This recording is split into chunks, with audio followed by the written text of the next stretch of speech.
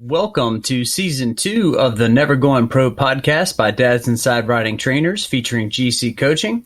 It's a podcast about riding bikes and parenthood and trying really, really hard at both. I'm your host, Ken the Badger Nowell. So Shane and Chris are not with me tonight. Typically, we do a topic and dig into the nuts and bolts of the topic, and then we'll follow up with a guest interview towards the end. Tonight, we have a really cool interview with Tyler Pearce, the Vegan Cyclist. And I just sort of let the interview run its course, and it ended up being a great standalone episode and interview, and I hope that you'll enjoy it. Come back and catch us for Season 2, Episode 2, where we will discuss base building. And for now, enjoy the interview with Tyler Pearce, the Vegan Cyclist. And here we go. This week, we have a special guest that I've been a fan of for several years. Tyler Pearce, also known as the Vegan Cyclist, has a very popular YouTube channel, currently with 112,000 subscribers and over 400 videos, which range from race recaps and product reviews and some lifestyle-related videos. So, Tyler, how are you this evening? I'm fantastic. Thank you very much for having me on your show, man. You recently did one with my former teammate and friend Timmy, correct? Yes, we did. Yeah. And we love Timmy. He was actually really early on when we started Dads Inside Riding Trainers.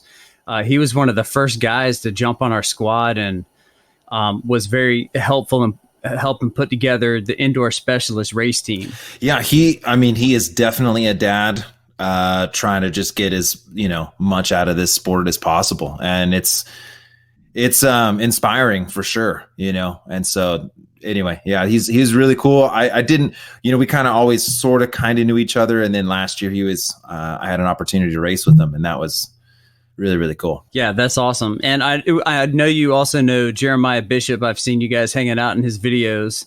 I got to interview with him too. And he's like a super cool guy, way laid back. Dude, he's the coolest. When you get to a certain level of, talent, sometimes like it just goes to your head, and it's so crazy because when I first met him, I met him in Vermont and I didn't know who he was at all.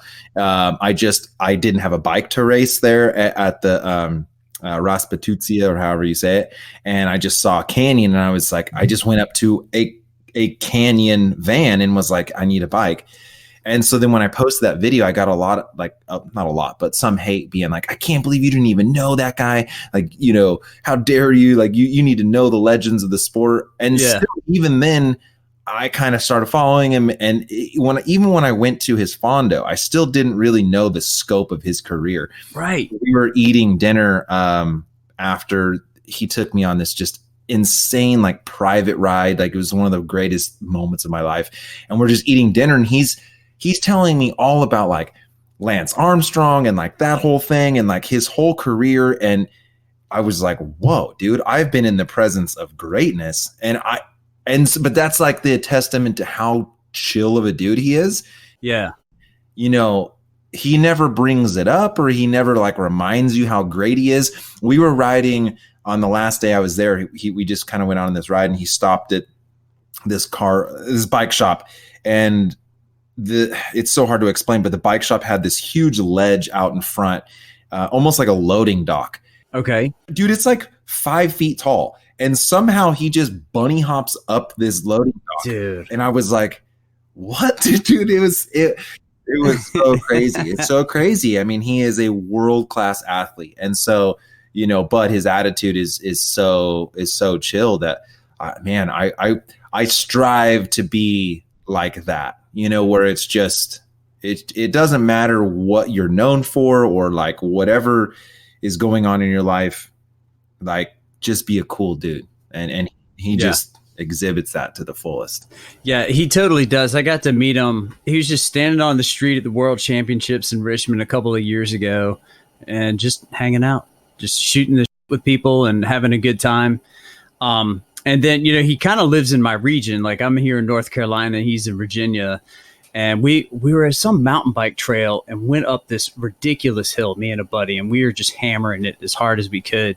And then later on, we looked on Strava, and our times were like double. He had the KOM, and his time was literally half of what ours was. So he's the real thing. But he was probably like cheering you on the whole time, or like, man, that was such a good effort. Like he would like relate to you as if you almost took his KOM, even though, you know what I mean? Yeah. So, that was cool. Yeah, for sure. So this is season 1, episode 2 of the Never Going Pro podcast. And we are talking about building a strong base. And so what I've been seeing in your social media feed is you've been doing the 20-hour-a-week challenge, which is crazy. And so we wanted to hear a little bit about what your goals are for doing the 20-hour-a-week challenge. Is this more like of a base building thing for later on in the season, and how's it playing out? Yeah, well, so it's going to be something I want to do every year because this like changed my life. Okay. And it wasn't December 1st. I was coming back from Cayucas, as the coast, with my family, and my motivation was like at an all-time low to ride bikes. I just, the thing is, dude, the more you get fit, the higher the peak you climb, the greater the fall. Really? And so every year, you want to make new gains and new improvements, right? And so in May of 2019, I did 380 watts for 20 minutes at 155 pounds. Like, wow. Unreal, right? And like every year I keep like bumping that 20-minute power up. But when you're not on form, you now know, like, when 250 watts for 20 minutes is like difficult in the off season, you're just like, dude, I don't want to climb this mountain again. I don't want to put in the intervals. I don't like, it's going to take me so much work to get back up to that peak and then surpass it. It's very difficult. And so just December 1st, dude, is like no motivation. All I want to do is noodle around and go for adventures, which is cool, which is fine. But I've got this race season coming up, and it's like when I go out and do events, I don't want to just be the dude off the back, making videos. Like I want to be in the hunt. Right. And so anyway, so I was listening to Chris D'Elia Congratulations podcast, like just silly goose time only. But he said something during it where he said, if you've ever done anything in your life, it's because you decided to do it. And it's like, that sounds so simple, but anything you've ever done, it's because you just mentally said, I've decided to do this. If you don't do it, it's because you're like, oh, well, maybe. And there's excuses and you're hemming and hawing. So I was like, dude, I'm just going to decide to do something crazy in December, and I'm just going to decide to do it, and it will be done. And so in the car driving home, I was like, I'm going to train like a pro. I'm going to do 20 hours a week with structure. I'm going to have my coach dial me in, and we're going to do a 3-week build, 1 week recover. And we're just going to see what happens. Cause I've only done 20 hours in a week one time before. And that was, my whole training program always goes maybe like 15 hours, then like 6, then like 12, and then 8, it's like, I'll be able to ramp it up for a week, but then I got to go back to the responsibilities, know? And when I do 20 hours in a week, it's because I'm neglecting my family. I'm neglecting my responsibilities. I'm just waxed, and you just can't. It's not sustainable, right? So I was like, I'm gonna focus super hard on doing this for 3 weeks. And so got home after this drive, didn't want to ride. Right, it was like a 4-hour drive. I'm tired. It's like 6 o'clock at night, and without this challenge, I'm going to bed and eating ice. With this challenge, I was like, well, shit, dude, it's day 1. It's day 0 because I had to do an FTP test. Okay. So then I did an FTP test so that I could get some sort of gauge of where I was and where I'm going to end up being. Even though this wasn't about building an FTP, this was just to see what my body can do. Like, what if I just crush myself for 3 weeks? Do I fail? Do I crack? Yeah. Or do I set up my year to have the biggest peak I've ever had? Right. And so did you need an FTP number to base your intervals and your power and your training? Like, was that sort of... So going into December, my FTP for my training peaks and Zwift was still set from my peak in May. You know, so it's like your FTP is 340 watts. I'm like, no, no, it's not. So we reset it, and you know, it was the first week I did 20 hours all indoors. I mean, it was, yeah, dude. And I mean, you know, Zwift, when you're on Zwift, 100% of the time you're on the bike is effective. Right. And so if you go out on the road for a 4-hour ride, you know, there's a good 30 minutes of you probably doing nothing. You know, you're coasting, you're soft pedaling, you're turning, if not even more than that. I think a lot of times, like out of a 4-hour ride, 2 hours of it is what you were really there to do. Mm-hmm. And so when I was looking at those stats off of that first week, I had less than 1 minute out of 20 hours that I wasn't pedaling. That is crazy. So if you want to say like 20 hours on the road, it felt more like what with 30 hours would feel like, you know, and then you're not moving. And so it's just like my brain was melting. But anyway, you know, crushed the first week. My coach designed a program that wasn't going to just take me, because I'm doubling my volume. Right. My average week volume until that point was like 10 hours, or like it was like 9 hours, 58 minutes. Okay. We're doubling my volume. I can't also then throw in intensity.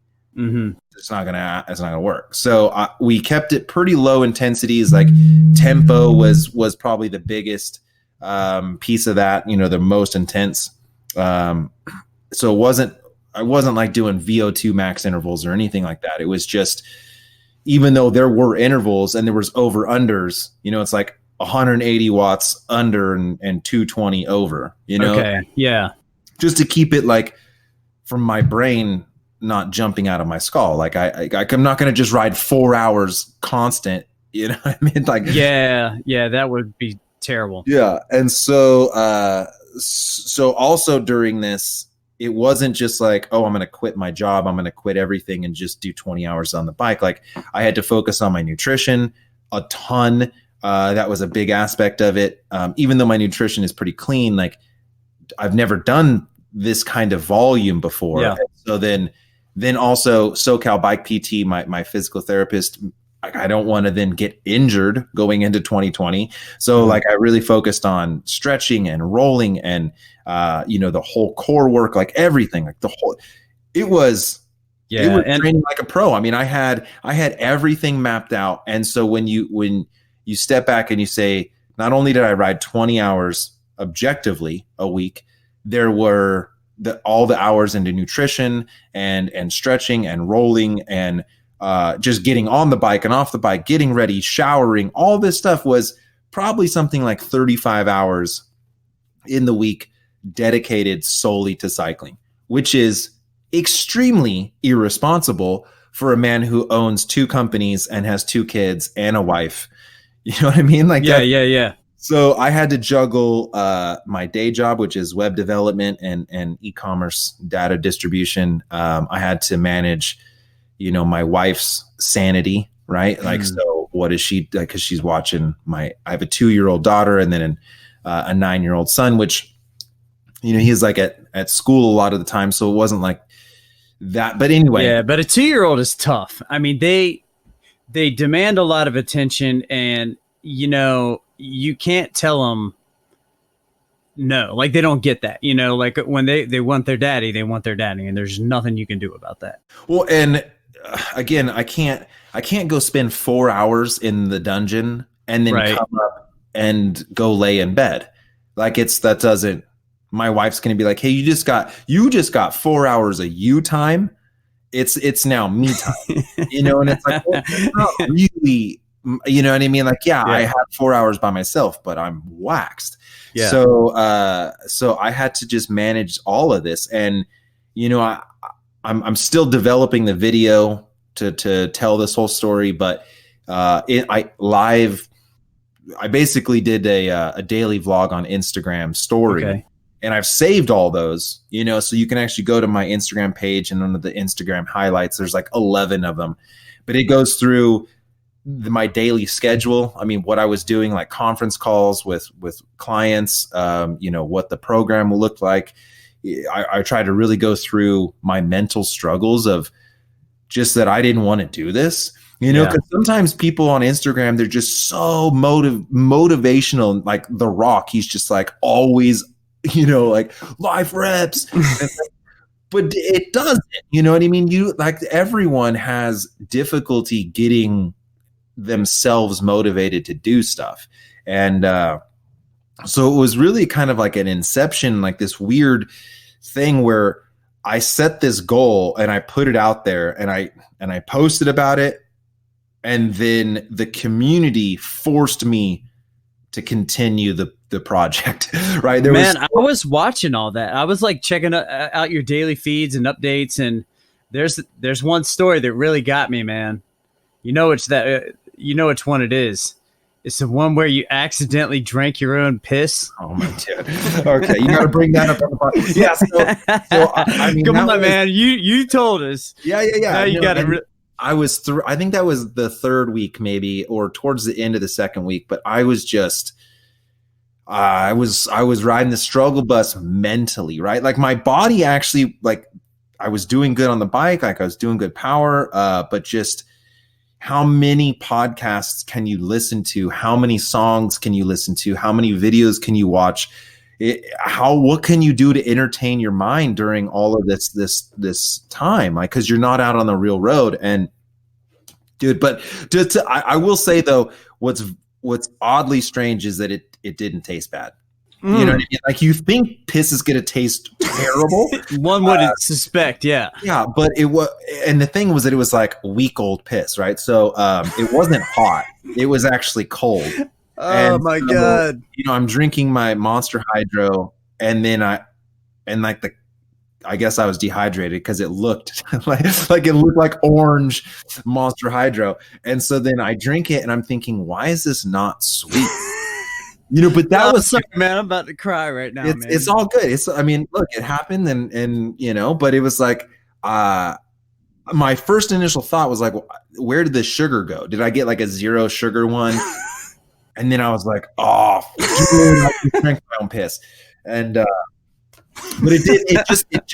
it more tasted like, alkaline water, like a battery had been left in water, so it wasn't. Anyway, dude, I mentally, my brain was falling apart during this whole thing. But other than that, I was actually extremely happy with how my physical body held up.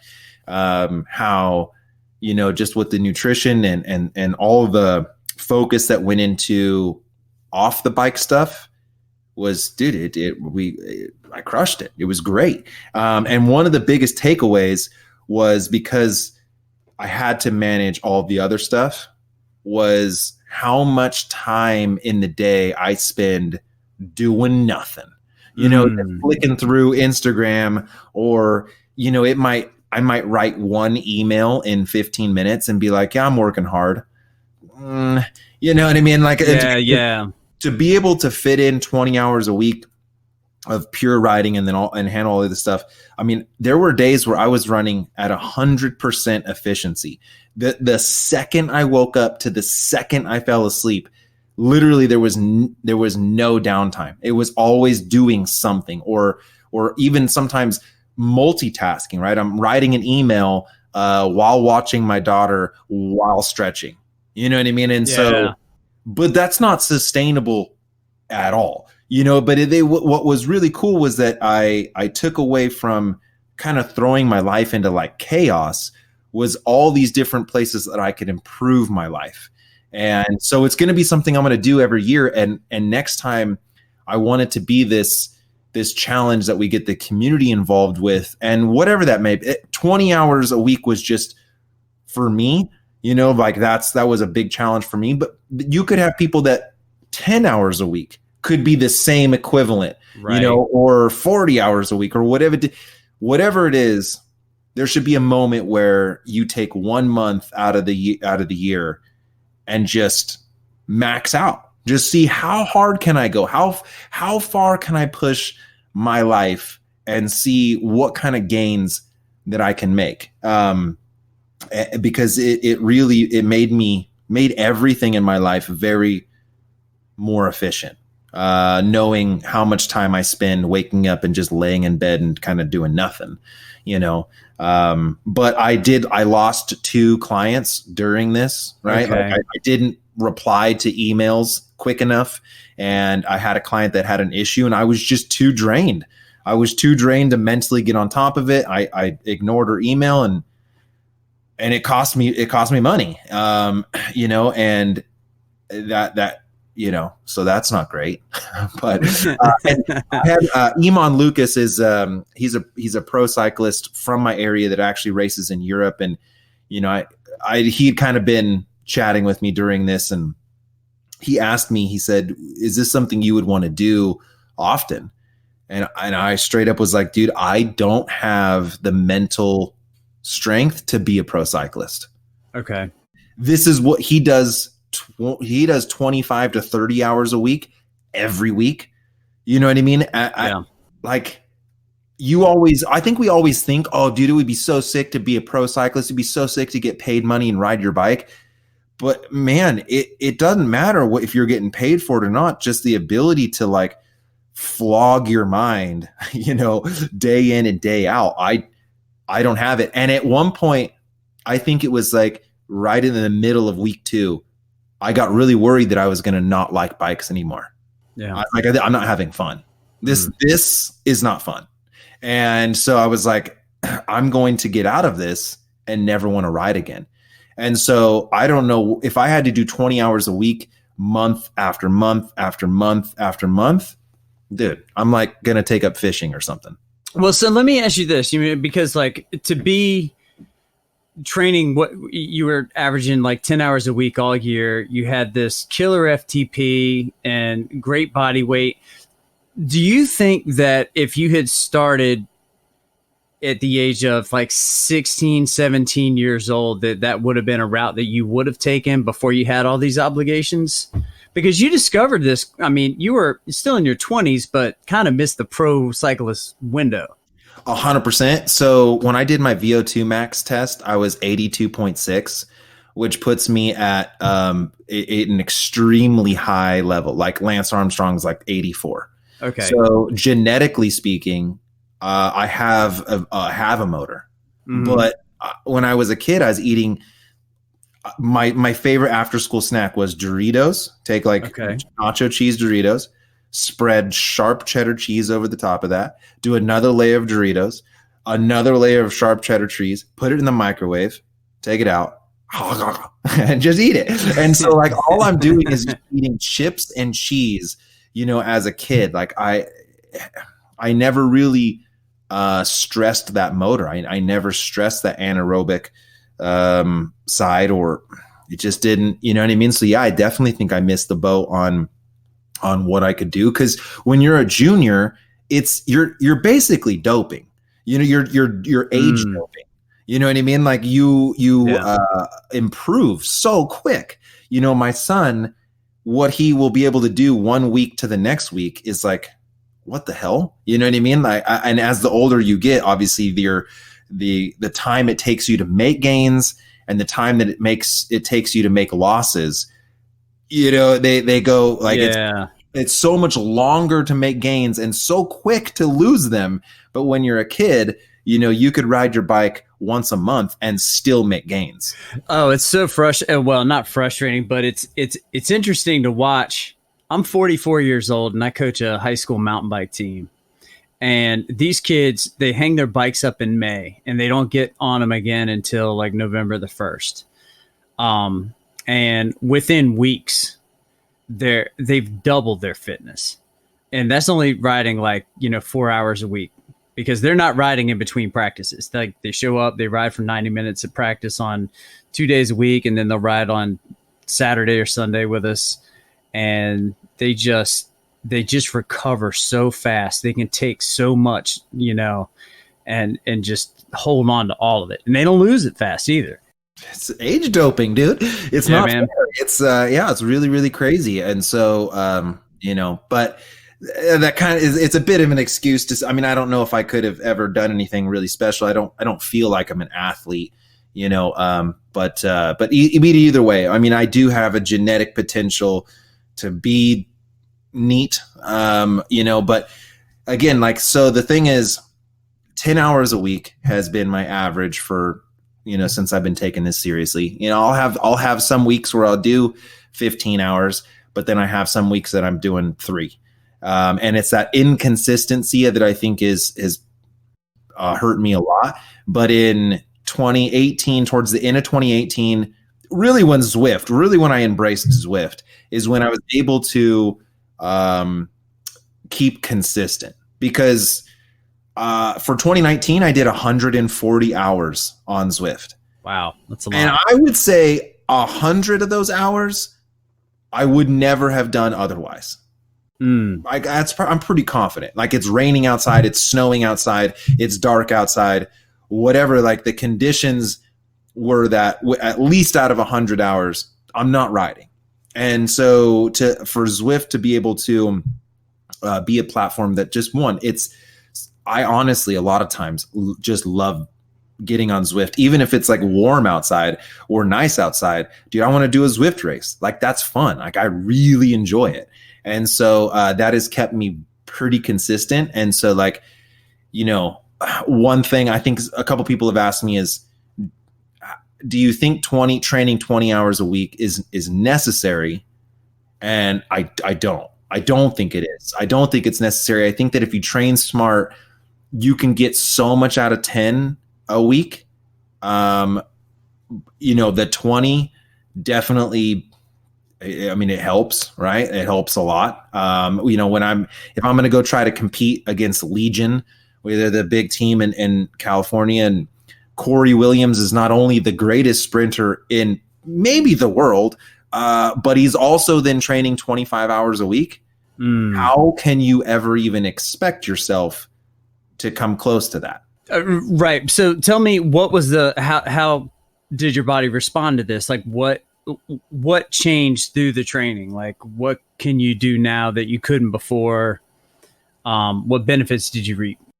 Yeah, so I think the benefits are still coming out because it takes a little while for your body to completely recover from that level of stress. But it's being able to put out power at 4 hours versus 1 hour. So, you do 10 hours a week, a 1 hour crit, not that big a deal. You know what I mean? Like, you'll survive, you'll be fine. It's the 4 hour road race that you've already been, bleeding out your eyeballs for the first 3.5 hours. And now you got to make the move. Like, it's that makes the difference. I was in a road race one time with a Jelly Belly rider he was training for the Tour of California. He was going to be in the Tour of California. And so I got to race with him. I made a break with him, and he would attack, and they were such weak attacks. And I was like, bro, what are you a pro? Like, what is this? But he could do that same attack at the beginning of the race, and he did that same exact attack, that same amount of power at the end of 4 hours, and he dropped everyone. And it was like, okay, I get it. So he was just chipping away at everybody's matchsticks. And well, it's that when you have so much volume in your legs, you're able to do closer to your maximum power output, at a longer stage of a ride. And so, I think my the second to last ride that I did during this, so I was, 55 hours in, and I went and rode to Yosemite. And it was from my house to Yosemite and back. I actually had to do a little extra loop to make it be 100 miles or something like that. But anyway, it was about a 6-hour ride. And man, I was doing, 200 to 250 watts. Like, I wasn't noodling. But it was so enjoyable because I was going decently fast. I was feeling good. The 10,000 feet of climbing that I did in the day, like, no big deal. Never at any point was like, oh my goodness, here comes this next climb. God, this is going to suck. You just I just did it. Like I was enjoying the ride all 6 hours. Cool. Never did I think, oh man, I'm going to pay for this effort later. I just felt invincible. And so that was one of the biggest things, is because, well, also I trained so much in those zones. I didn't do a whole lot of high end during that. It was a lot of zone 1 to zone 3. So my zone 1 to zone 2, zone 3 were just like, I felt like I could ride that without burning any energy, if that makes any sense. And so to sort of give you a follow up on it. So in May of 2019, I did 380. It was like 383 for 20 minutes, which I think put my FTP at like 350 or something like that. It was like 350 watts, I think, was my FTP. I weigh 155 pounds. So I think it was like the FTP was just under 5 watts, or like right at 5 watts per kilo. And I did 350 watts for an hour twice in 2019. So anyway, then December 1st, I did an FTP test and I did 311. So it was not very good for 20 minutes. So my FTP was like 298. So then when I was done with so I did 3 weeks, 20 hours a week, so 60 hours. Then I did a recovery week at like 10 hours. And then I did an FTP test and I did 332 for 20 minutes, which put my FTP at 311 or 312. But then in January so far, I've been doing a lot more high intensity. Okay. And so what is the date? It's like, it's the 27th. Okay. So just Saturday, I was leading out one of my teammates. We were doing a lead out practice for a climb, and I did 380 for 15 minutes. Okay. So and then I just pulled off, and because that was I wasn't pacing for 20 minutes, and then I kind of noodled for the next 5, but I ended up doing 351. I still managed an average of 351 for 20 minutes. So now my FTP is like 320 or 325 or something like that. But I could have done 365 on Saturday, like if I had paced for that. So already in like a 2-month span, I've taken my FTP from 298, probably realistically it's like 330 right now. Sure. So, that's a big leap in not a very long period of time. Yeah. But I expect to get back to an FTP of 350 and more. But like the training that I'm doing now, the high intensity that I'm doing now, when I have a 2-hour workout compared to the 2-hour workout plus ride for another 2 hours, I'm just like, oh, dude, 2 hours is no big deal, Yeah. And then also the fact that so much of the time of the 20 hours a week was done on Zwift, the amount of pedal revolutions and muscle contractions you're doing, like it was so efficient that now when I'm in a crit and I get to coast for 0.0 seconds, in a turn, I'm like recovered.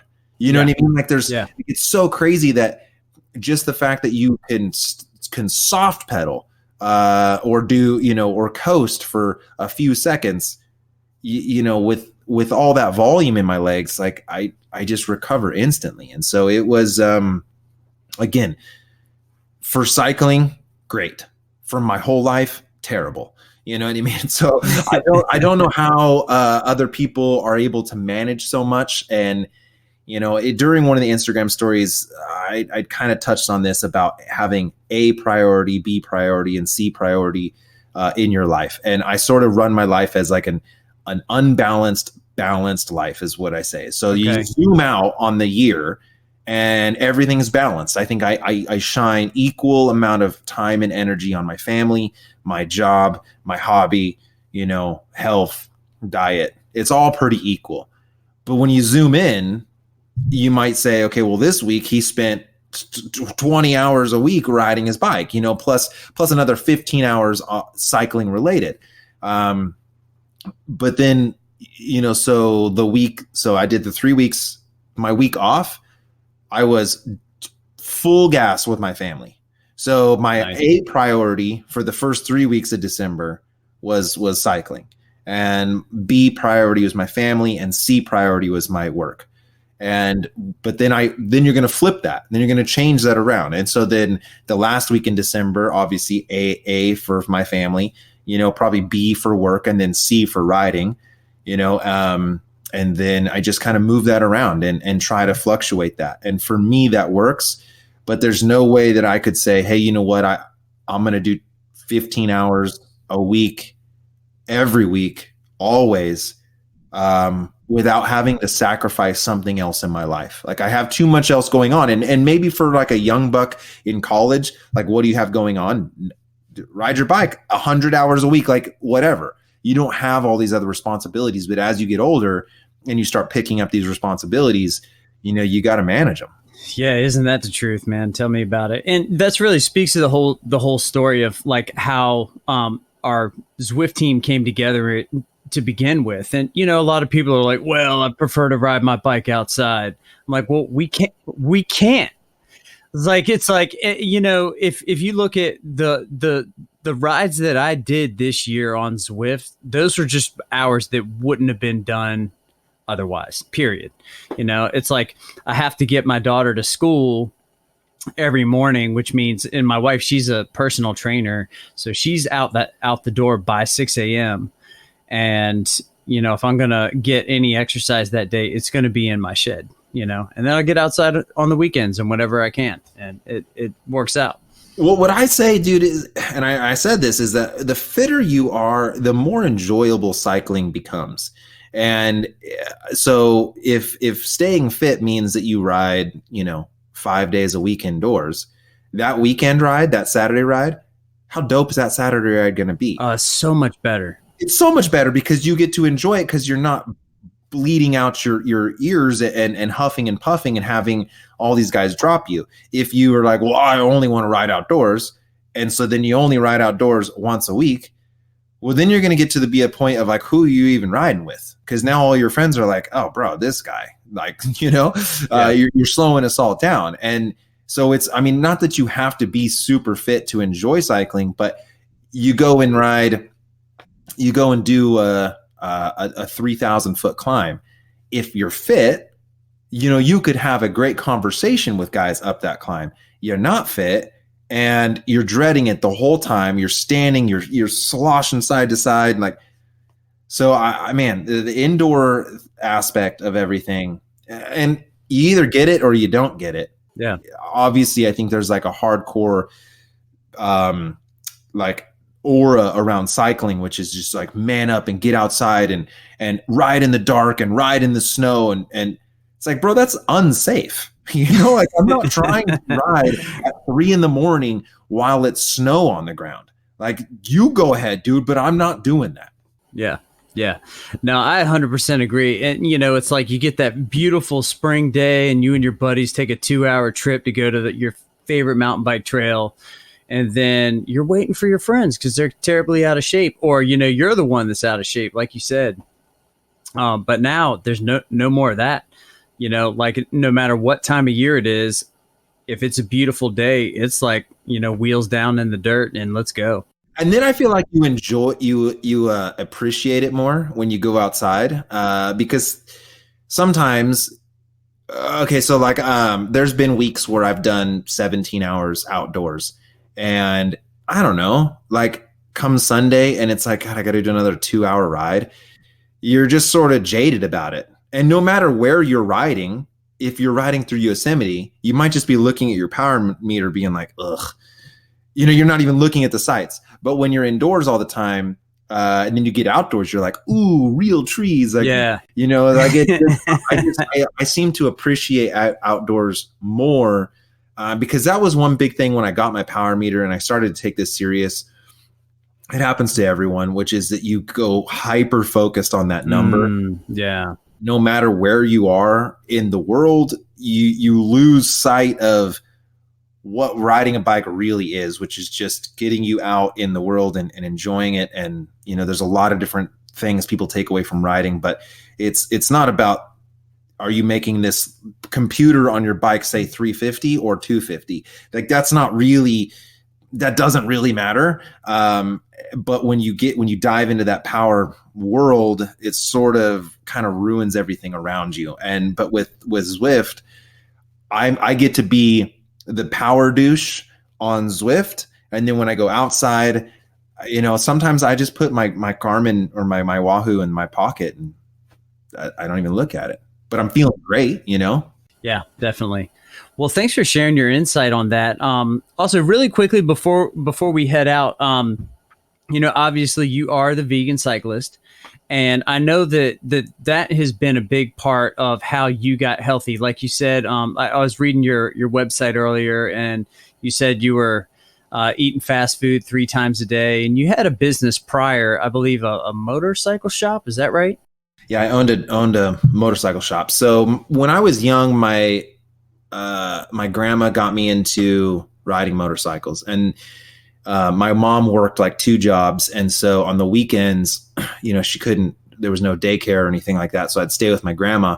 My grandma would take me out riding motos every weekend. And we'd ride bikes as well. Like we'd ride along the creek. Anyway, my grandma she really was the one that kind of got me sparked into the love of 2 wheels. And so always motos have kind of been a part of my life, just bikes in general.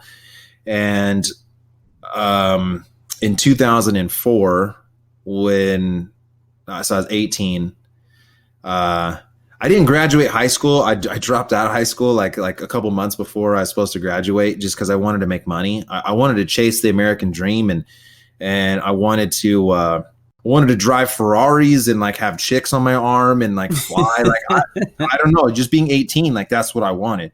And so I was like, dude, school is dumb. I'm gonna go start selling cars is what I was gonna do. And I actually ended up getting a job. I got a job when I was 17. I was kind of lying to him. But I started like the day I turned 18, I started selling cars. And not some podunk, like it was a really nice dealership. They guaranteed you a lot of money. Like it was a really good job actually. And then I don't know, like my second month I made like $5,000 and I was like, bro, like life is so easy, And so I just was kind of got wrapped up into this like chasing of money type thing.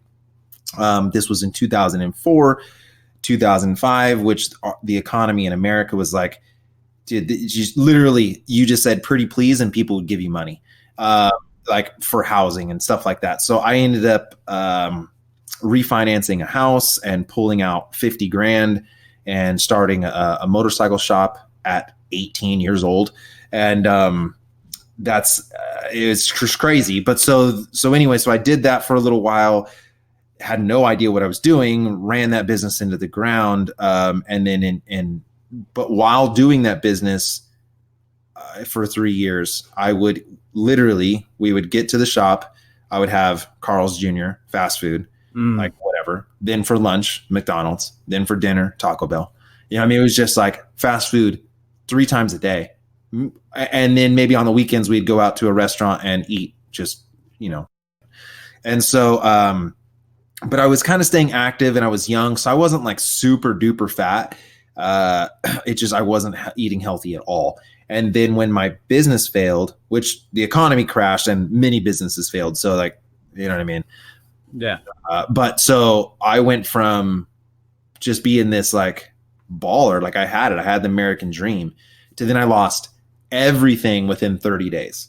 I was trying to expand my motorcycle shop. I had a cash drawer full of cash. Like I was just an idiot. Like I was like 21 and I'm just thinking, dude, life rips, like it is so easy. I dropped out of high school and now I have this F-150, like a $50,000 truck with it was like a monster truck. I had a toy hauler. I had like 4 motorcycles at the time, my wife now, but at the time girlfriend, like I didn't appreciate her at all. She just like kind of worked for free. And dude, I was just a piece of shit. And so when I lost everything, I continued to eat that way. And then I did nothing. And so then I lost my complete ego and my personal identity was wrapped up in being a business owner with money and being young. And then now I'm fat. I have no business. I'm like basically homeless. We're staying in a foreclosed home, like I had nothing. And, but it was and it's cliche to say like, oh, the thing that happened in my life is what made me me. It's always us trying to justify stuff. But like, honestly, I was a terrible person with terrible goals. And then when all that was stripped away, it's like money doesn't mean anything. Materialistic possessions, that doesn't mean anything. Like there's no value in that. Like, yeah, it's super sick if you have a Ferrari in your driveway, but it doesn't really mean anything. It's like relationships and health are what you can't buy that with money. I can't buy my wife's love. I can't buy myself a six pack. That's like work. That's like real. And so, it took me a while to kind of even consider changing my diet. Like going vegan, for one, if you were to tell me, oh, you're going to be a vegan cyclist, like, bro, get out. Like, no way. Like vegans are the hippiest, weirdest people. And there's no way I'm putting tights on. You know what I mean? Like Peter Pan, like, come on, like it's not going to happen.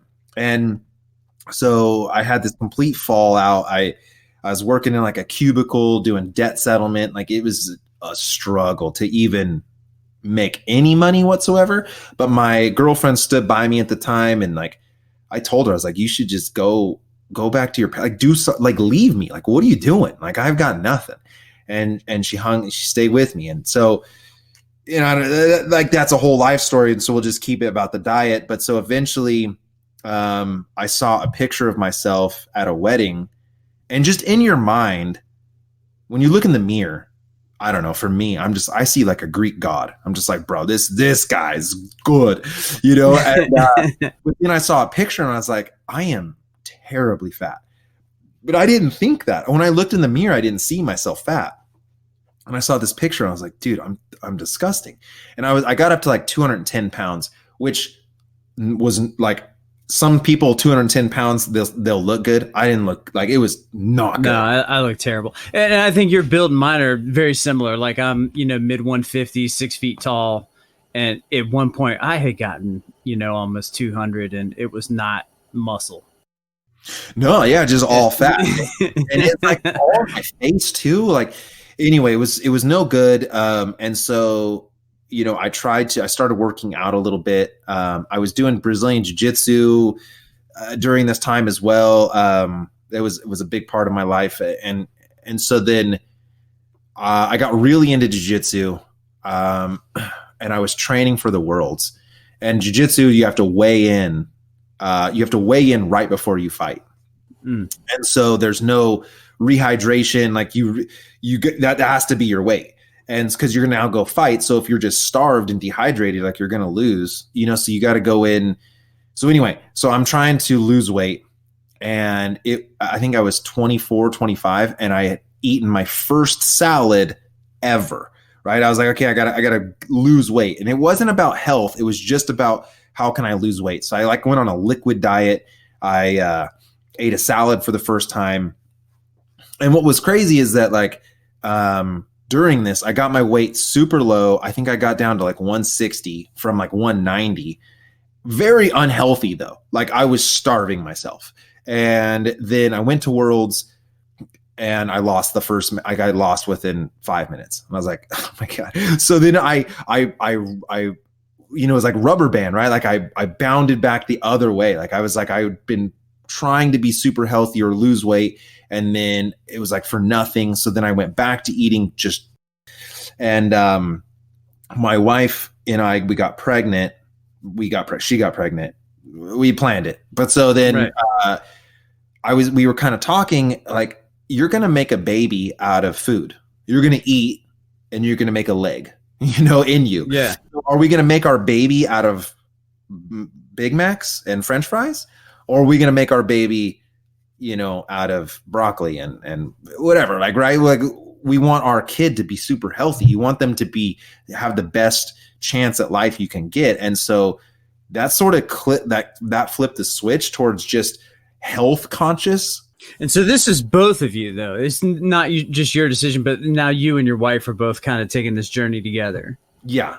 Okay. Yeah, without her by my side, I mean, I've leaned on her so much. Like she's my rock. And so we did this. We watched a documentary where Michael Pollan said, eat whatever you want, just cook it yourself. And so that's what we did. And so we did bacon cheeseburgers, but we cooked it ourselves. And so then when you start getting into that, you start sourcing better ingredients. Well, do I want Kraft singles cheese, or do I want to go to the farmer's market and get some like, locally sourced high quality milk cheese that's like, and then the grass fed beef, and like you get into these, you start going down this path where since you're touching the food you're going to put in your mouth, it makes a difference. You start making this connection between what you're actually putting in your body versus like when you go to a restaurant, some magic happens in the back and then there's something on your plate and then you're full, right? Like you don't actually put this connection between how that food got into your stomach in the first place. So then we just slowly started this ball rolling towards health. And that was the goal. Health was the goal. And you start to see improvements. Your weight starts to come down. You feel better. You like what you're eating because you're cooking it. Yeah. And so then my son was born, and we moved up to the foothills. Like we were living in a suburban area, and I just wanted him to grow up like in nature. And so then we moved up into the foothills, and that's where my hippiness level just skyrocketed, right? I mean, like if we're investing in hippie levels, that's you wanted to get in before I moved to the foothills, because like we got chickens. We had our own chickens. We had like 5 acres. That was such a cool relationship with these chickens. Like one, they were silkies, and I've told this story before, but they're not ugly chickens. They're like high quality, fancy ass chickens. Like look up a silky, bro. They're dope chickens. Okay. They would come to our like patio door and like in a flower pot, like lay an egg and squawk and leave. And it was just like, so now we're doing our own eggs, and we slowly, like if you looked at the plate, it in 2004, the plate was not a plate. It was a bag from a fast food restaurant. And then I would say maybe like 2010, the plate was spaghetti with bacon and some like bread rolls, maybe like more like 2008. Then 2010, I would say it's like a grass-fed steak, maybe with some asparagus and some mashed potatoes with like butter and stuff and cheese. And then you start moving that plate into wild-caught salmon and broccoli and Brussels sprouts. And then eventually the protein or the meat on the plate is so small. Like the more that you're getting calories from the vegetables and the plants than you are that meat. And so then I don't know. I watched Duran Rider, like as a cyclist at this time. And as cyclists, you want to be better. You want to be faster. Yeah, of course. And so then I was watching Duran Rider, and he was just promoting this vegan lifestyle. Very negative way to promote a vegan lifestyle. Like he's not the he's a little divisive. Yeah, for sure. But he was showing you can eat plants and not die, and that was just like foreign to me. I was like, well, no, you have to have meat or else you die. And so watching him, it's like, well, that's weird. If he's seeing so many benefits from it, I wonder what that would be like. And I had bacon, eggs, and yogurt for breakfast, and I was vegan by lunch. Wow. Like it was so strange. So I came down from my office, it was upstairs. I tell my wife, I was like, babe, I watched the wrong YouTube video and I'm vegan now. And she's like, what? Like, what are you talking about? Like, you're the most unlikely person to ever be vegan because of how meat heavy my whole life had been. Yeah. And just how much of a man's guy that I was like trying to be early on in my life. Like this was just not in character, but it was, I don't know why I was like, it was just a flip of a switch. And it was very strange how like from breakfast to lunch, I was vegan, and I've never looked back at all. And so then my wife, she was like, well, sure, I'll do that with you. And so it's kind of just been that way for about 7 years now. But my son and my daughter, actually all my family, other than me, I'm the only one that's 100% vegan. They're plant-based. And I don't, when I made this decision, it's like my son is too young to be able to make this decision himself. So I'm gonna try to not be like spastastic about this and force him to eat a way that then he's going to revolt against when he becomes older, right? So I've always said this: 90% plants for life is better than 100% plants for a month, and then you burn out. Like, it's longevity is the goal. You know what I mean? It's not like, hey, I'm going to make my son be the healthiest he can be from 5 to 6. You know, I want him to be 25, 30, 40 years old and have healthy components to his life, and seeds that, you know, make it to where it's his decision when he's older. And so, I mean, they don't eat meat. They'll eat some fish every once in a while. So I guess that's meat, but like they'll eat a little bit of fish every once in a while, cheese occasionally. But like if he has a cookie and it has milk in it, like that's not the battle. That's not what I'm trying to fight. You know what I mean? It's just, what does your overall diet look like? And if it's mainly plants, you're solid, dude. I like it. That's I think that's really useful, you know, for people to hear what your story, what your journey was like. And it was one about health, and it was never about, you know, some sort of ideology, really, you know. And I'm sure there's ethical components to why you do what you do, but just seeing where it started and where it's become, I think that's really cool. And well, the ethical side of it is, you know, I think people lead with that, and it's just difficult, man. We've been, I don't want to say indoctrinated, but it's just, you grow up a certain way, thinking a certain way, and it's very hard to change those patterns, whatever that is. Diet, politics, you know, like whatever it is that you believe in, it's very hard when you have solidified those beliefs and those thoughts. It's hard to change that. And so if you haven't been exposed to cycling, right, or riding bikes, and you're just some guy drinking coffee driving down the road, you hate those people riding bikes. Right. Why? You don't even know. You know what I mean? You haven't even experienced that part of your life. You could be missing out on something. And so I kind of try to live by, like, you know, if you introduce new information to a system, it's either going to strengthen your standpoint or change your standpoint. And both of those things are great. So if you're like, veganism is the dumbest thing ever, well, try it.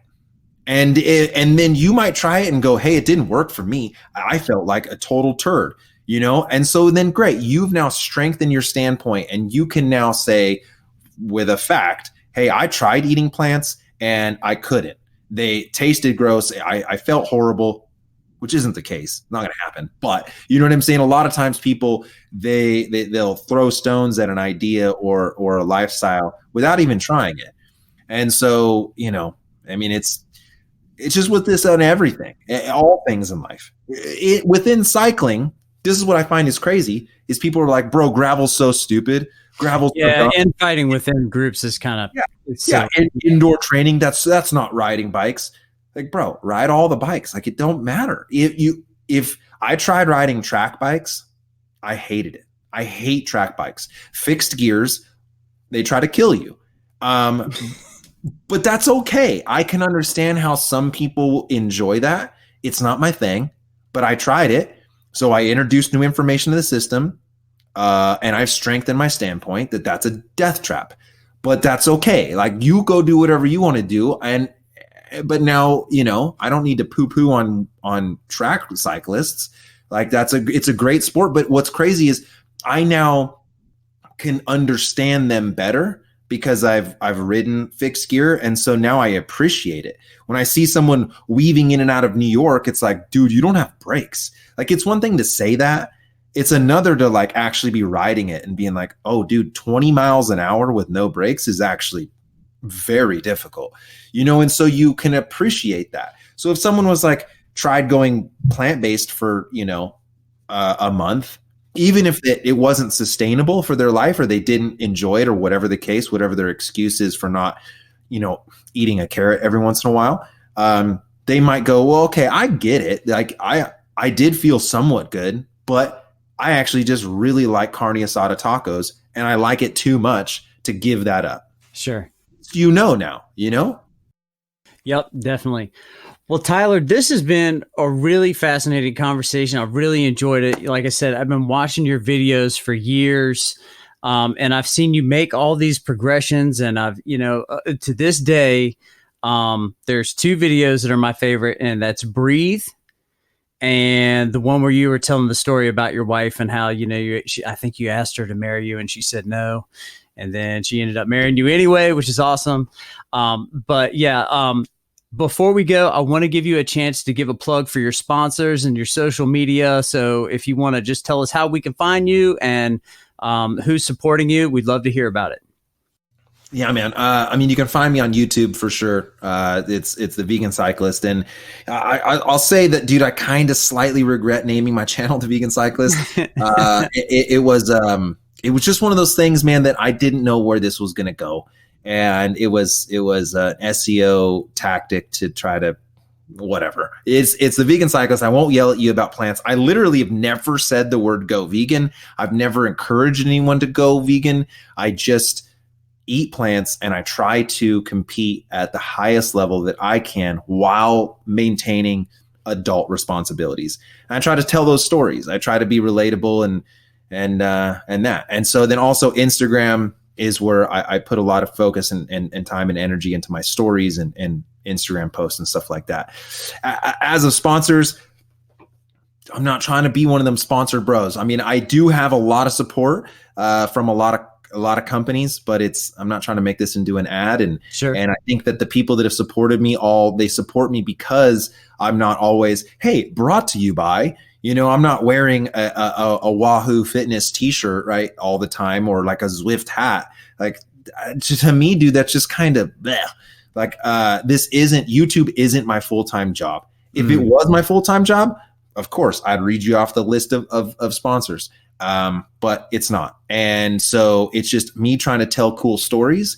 And in the videos, some of these videos are made solely because of the support and the sponsors, but they are so cool that they allow me to not have to be obnoxious about it. And sure. It's just in the background. And no sponsor plugs. Oh, Ride Bikes Bro. I will plug my clothing company, Ride Bikes Bro. And that's a casual t-shirt clothing company that's all about riding all the bikes. And I'm super proud of that. So I will plug that. All right, cool. Well, hey, let's do it, man. Yeah. Thanks, bro. Yeah. Yeah. Thank you, everyone, for listening to the Never Going Pro podcast. And thanks again to Tyler Pearce. Ride on, and I will see you in Watopia.